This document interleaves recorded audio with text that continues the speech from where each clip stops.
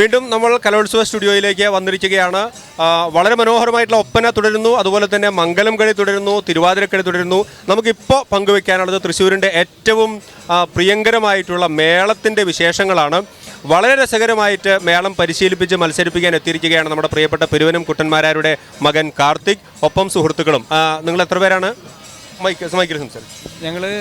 ഞാൻ കാർത്തിക്, സഞ്ജയ്, പിന്നെ വിനു എന്ന് പറഞ്ഞ പേര്. സഞ്ജയ്, വിനു, ഞങ്ങൾ 3 പേര് കൂടിയാണ് ഇവരെ പരിശീലിപ്പിക്കുന്നത്. Okay okay okay. ഇതിപ്പം ഒരു മത്സര ഇനമായിട്ട് വരുമ്പോൾ നമുക്കറിയാം മേളം മണിക്കൂറുകൾ നീണ്ടു നിന്ന് ആസ്വദിക്കുന്ന ഒരു കലയാണ്, അല്ലെങ്കിൽ ആസ്വാദന കലയാണ് മേളം എന്ന് പറയുന്നത്. പക്ഷേ ഇത്രയും വളരെ ഒരു ഷോർട്ടായിട്ടുള്ളൊരു ടൈമിനിടയ്ക്ക് വെച്ച് പ്രസൻറ്റ് ചെയ്യുമ്പോൾ എങ്ങനെയാണ് നമുക്കത് ജഡ്ജസിൻ്റെ മുന്നിൽ നമ്മുടെ ആ കലാകാരന്മാരുടെ കഴിവ് ഏറ്റവും നന്നായിട്ട് അവതരിപ്പിക്കാൻ പറ്റുക? ശരിക്കും മേളം എന്ന മത്സരത്തിന് 10 മിനിറ്റ് പോരാ. അതെ, ശരിക്കും. പക്ഷേ നമുക്കത് അവതരിപ്പിച്ചല്ലേ പറ്റുള്ളൂ. അപ്പോൾ സാധാരണ നിലയ്ക്ക് എല്ലാവരും പഞ്ചാരി മേളം അല്ലെങ്കിൽ എന്തെങ്കിലും അടന്തയോ അഞ്ചടന്തയോ അങ്ങനെ ഏതെങ്കിലും മേളങ്ങളാണ് കലോത്സവത്തിന് പതിവായിട്ട് അവതരിപ്പിക്കുന്നത്. ഞങ്ങളും ജില്ല കിടക്കണവരെ അടന്തയാണ് കൊട്ടിയിരുന്നത്. അപ്പോൾ ഇങ്ങനെ തൃശ്ശൂർ സ്റ്റേറ്റ് നടക്കണ സ്ഥിതിക്ക്, കാരണം ഞങ്ങൾക്കും പഠിക്കുമ്പോൾ ഒരു ആഗ്രഹം ഉണ്ടായിരുന്നു, തൃശ്ശൂർ സ്റ്റേറ്റാണ് അവസാനത്തെ സ്റ്റേറ്റ് ആയിരുന്നത്. അപ്പോൾ ഞങ്ങൾക്ക് പാണ്ടിമേളം കൊട്ടണം എന്നുള്ള ഒരു ആഗ്രഹമുണ്ട്. പക്ഷെ അത് റിസ്ക് ആണ്, 10 മിനിറ്റിൽ കഴിയില്ല.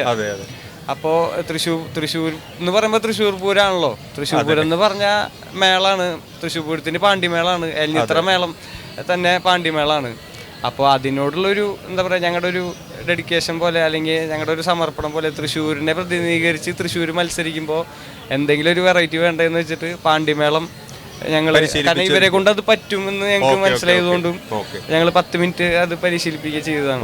ഏത് സ്കൂളിലെ കുട്ടികളാണ്? വിവേകോദയം, തൃശ്ശൂർ വിവേകോദയം സ്കൂളിലാണ്. അപ്പോൾ നമ്മുടെ TCBയെ സംബന്ധിച്ചിടത്തോളം അയൽപ്പക്കാരാണ്, ഓഫീസിന്റെ അടുത്താണ്. Okay okay. ഇതിപ്പം ആദ്യമാണോ, ഈ വർഷമാണോ വിവേകോദയത്തെ പരിശീലിപ്പിക്കുന്നത്? കഴിഞ്ഞ കൊല്ലം ഞങ്ങൾ ഉണ്ടായിരുന്നു. Okay okay. അപ്പൊ എങ്ങനെയാണ് ഇവരുടെ പെർഫോമൻസ്? കഴിഞ്ഞു. എ ഗ്രേഡ് ഉണ്ട്. ഓക്കെ. അപ്പോൾ ഒരു നല്ലൊരു കയ്യടി നമുക്ക് കൊടുക്കാം. മേളത്തിൽ A ഗ്രേഡ് മേടിച്ച് വന്നിരിക്കുകയാണ് നമ്മുടെ വിവേകോദയത്തിലെ കുട്ടികൾ. ഓക്കെ. അപ്പോൾ പ്രേക്ഷകരുടെ എല്ലാവിധ ആശംസകളും ഉണ്ട്, പിന്തുണയുണ്ട്. നമുക്ക് അവരുടെ ഒരു പെർഫോമൻസിലേക്ക് പോകാം.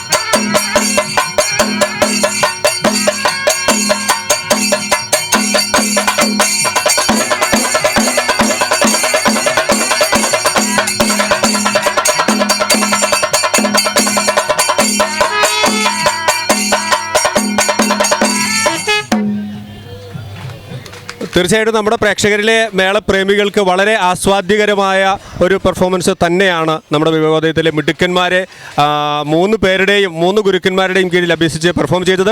അവർക്ക് നല്ലൊരു മൊമെൻറ്റോ TCBയുടെ സ്റ്റുഡിയോയിൽ വന്ന് പെർഫോം ചെയ്തതിൻ്റെ ഒരു സ്നേഹോപഹാരം എന്നുള്ള നിലയ്ക്ക് സമ്മാനിക്കുകയാണ്. ഒളരിയിലുള്ള നമുക്കറിയാം റാണി മേനോൻസ് മാക്സിവിഷൻ ഐ ഹോസ്പിറ്റലിൻ്റെ സേവനങ്ങളെക്കുറിച്ച് ഹോസ്പിറ്റലാണ് നമുക്ക് വേണ്ടി മൊമെൻറ്റോ സമ്മാനിക്കുന്നത്. പ്ലീസ് ആരെങ്കിലും ഏറ്റുവാങ്ങാം, ആരെങ്കിലും. യെസ്.